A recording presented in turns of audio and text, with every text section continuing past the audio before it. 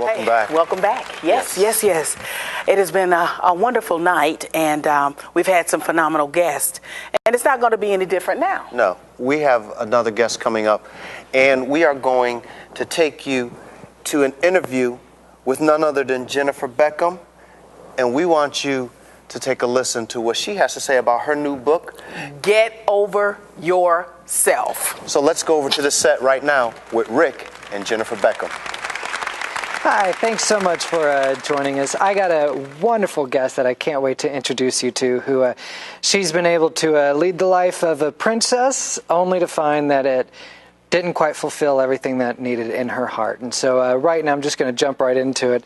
This is Jennifer Beckham. Jennifer, thank you so much. Thank you so much for having me. I appreciate it.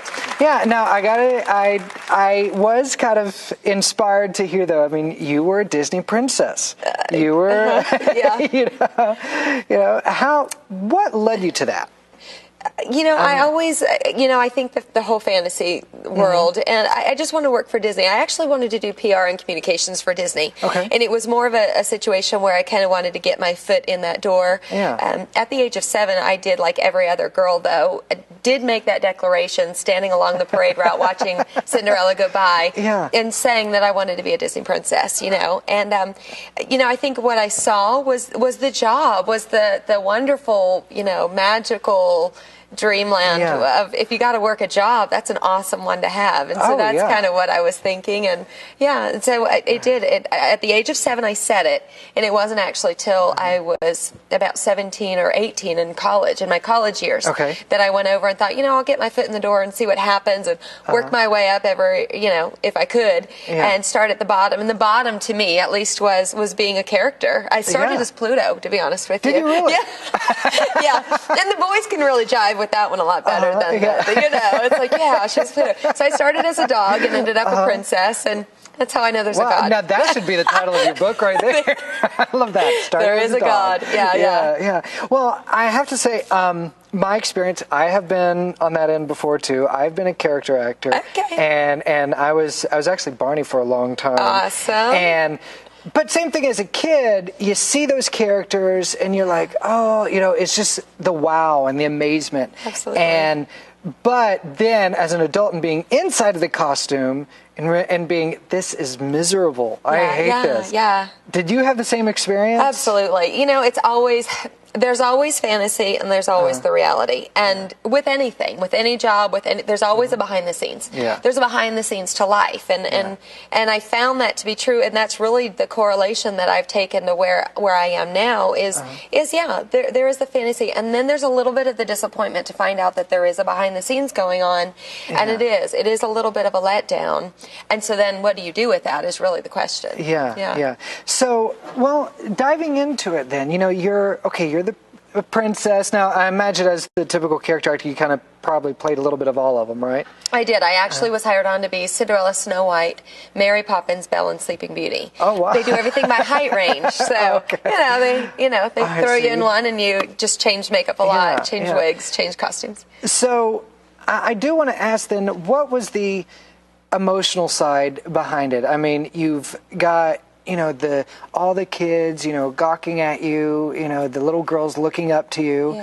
Yeah. What was going on through your mind as, Truth be told, I felt like a poser, like an imposter, like a fraud, because first of all, I couldn't see why it was that they would have chosen me. When I looked in the mirror, I didn't see what apparently they saw to choose me. And I say that with my whole heart, because I haven't met, in my 13 years on the road ministering to girls and women, I haven't yet met a woman that really looks in the mirror and sees the right first before she sees the wrong.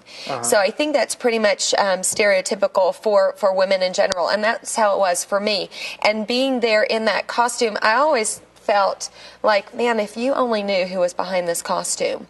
Because in that world and in the entertainment industry, as I know that you have probably found out, it is a different world behind the scenes, and there is an expectation that is almost not attainable. And so there is this perfectionism, there is this constantly being told that you're not good enough, even that your best isn't good enough.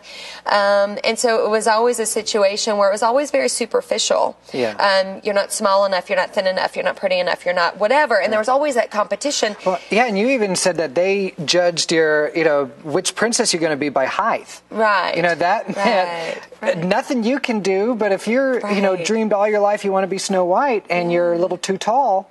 Right. Oh, well. As a matter of fact, the girl that dragged me to the audition initially in college was the bold one. I hated auditions, and I was not one that, hey, let's go for this. And she was the one that had dreamed all of her life to be Cinderella. She looked like it. I mean, her real life, everything was her, the blonde hair, the everything. Then look at me. I look like a Puerto Rican Cinderella. When you put blonde hair on top of this brown skin, it just gets darker. So again, I don't know what they saw in me, but she was, she should have been it. And she was about an inch and a quarter too tall. And so they weren't able to hire her. And so, like you say, she left there disappointed going, man, I can't even do anything about this. Now, one thing you said earlier that struck me, that I think there's a common theme, and it seems to always be with women, but I've got two friends, actually a sister and a friend of mine, who both have been, not just in the beauty contest, but had been gone after, the Miss America role. Oh, wow. And, but they had the challenge that you even just said, is that they're being judged for their beauty, but neither one of them looked in the mirror and saw themselves as pretty. No. It was my sister who was in that, in that exact competition. You look and you say, hey, what's wrong with you? But she constantly battled, feeling, she was too fat or too whatever, even when she wasn't. There's such a correlation now, too, and I found it there in that world where there is a constant striving, what I call the chase to always be more and do more, and I found that in that world it was that way, and no matter what you chased after, when you finally got it in your hands, it was almost like it just evaporated out of your hands, and you would reach something or attain something, and you'd look around and you go, this isn't it. It's not fulfilling me, and I'm not small enough, or I'm not whatever enough, or that next role isn't it. And you just find yourself just groping for that next thing, going, where is this thing that I'm looking for? And it really wasn't actually until I reached the end of me, and I went, okay, something's missing. What is that that's missing? And thankfully, it was outside of myself and outside of anything that I could do for myself. I want to say, what was that epiphany moment for you? I saw there was a note, I think Betty scribbled out of here saying, from the magic kingdom to the real kingdom. And I love that. And I think that does kind of really sum up like, and another title for the book could have been From Fantasyland to Faith, because I have found that in that world, just like we were talking about, that chase, always trying to get somewhere that you really can't attain, and finding that you're always empty, is what I found was my aha moment, my epiphany moment, was realizing that it wasn't within myself. It was when I finally chased into a place where I looked up, and I found a relationship with Jesus Christ. And I realized that it was in what he did for me, not what I could do for myself or what I could be for myself, in and of myself every day, that I just finally got that release of, finally, I found it. There is a there out there. You know how we always say, if I could just get there, then I'd be happy? The only there that there really is in him. Amen. Is in him. That's it. Absolutely. Now, I know your ministry is, of course, focused more specifically to women. Right. And what do you find, is this, would you say, women's biggest challenge? Yeah, I would. I would say that no matter what the age, because even if you're talking to a 56-year-old woman, she's really a 13, 14, 15-year-old little girl who's still hurting, that's just now in a grown-up body. So no matter what age we're at, what we find is that the chase is still there. Now it's just grown up to, instead of chasing the attention of boys and whatever, now all of a sudden she's chasing a bigger home or a smaller dress size or a perfect whatever, the right marriage, the right home, the perfect children, whatever. So the chase is still there. And I think that correlation is the same no matter what the age. There's an emptiness. There's a void. Sometimes the voids are placed there by things that we do, sins that we enter into, and it leaves a gaping wound inside of ourselves. Other times it's what life does to us. It's the reality of life that smashes our dreams to pieces when we realize that there is no perfect anything, that our marriages are failing, that our kids, aren't perfect. And all of a sudden you're left with these shambles going, what do I do now? And so really it's how do I heal the wounds of my heart, and what do I do with them? And the greatest thing that I found, that no matter what you're talking to, what situation you're speaking into a woman's life, I found, at least what God did for me, is he said, okay, I don't focus on what you've done. I'm not focusing on your behavior. All behavior is rooted in belief. So let's go back there and let's discover the why behind your what. Why are you doing the things that you're doing? Why are you an emotional basket case? Why are you looking for love in wrong places like I was? Why are you mean, angry, hateful, spiteful?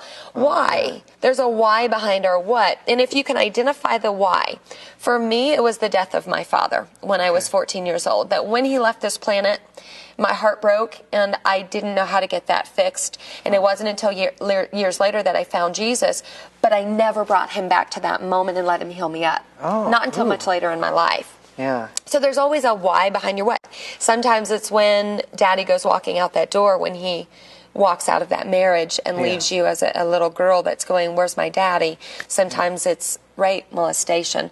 Sometimes it's just an abandonment that you feel was an abandonment, a tragedy to you. Maybe not a monstrosity, but a tragedy to you. And so the heart of my ministry is really to go back and to identify those holes, because Jesus can heal up those wounds in our heart. And what they make, Rick, is a wonderful, wonderful scar. When a wound heals, it makes a scar. And those scars, as a Christian, is what we're supposed to go into a broken world and show them. We're not supposed to be perfect. Amen. We want to show them our scars. We want to show them that there's a healer. I want to say also is, from a guy's point of view, we're screwed up too. Amen, brother. We just tend to hide it better. All of us. And I have to lead to go ahead, is the title of your book also seems like a very guy response. When I saw it, get over yourself. That's what it is. But it's that, did you intend on that to have? It's almost like this cold title saying, okay, let's attack what's going on. It is. You know what it is? Those are the words that God spoke to me in my own life. Spiritually, I was stuck. I knew that God had a plan for my life. I'd heard it in church. I listened to it. I heard, he's got a plan for me, Jeremiah 29:11. Heard it all. But I didn't know what that plan was. I didn't know what that purpose was, and it was frustrating to me. And so to me, what God had to do is, I was crying out to him saying, help me. I'm saved. I have you in my heart. I'm doing all the right things. I'm in church. I'm sitting on the front pew. All those things are right, but I'm wrong. What's wrong with me? And I was saved, but I wasn't set free from a lot of my junk and a lot of my issues, and I was stuck. I was stuck in shame. I had given God my sin, but I had never given him the shame that was associated with the sin that he had already taken from me. I remember being challenged one time, someone going through issues that I had. Again, guys are messed up too. And the revelation that I had was God telling me, I've forgiven you, but you haven't forgiven me. Absolutely. That's the toughest one. That's the toughest one. So I would agree with that. Well, definitely, of course, and you broke it down, of course, to seven steps, I guess. 7 steps. It's really a roadmap out of our self-issues, out of our pain, our guilt, our shame, the things that get us stuck in life.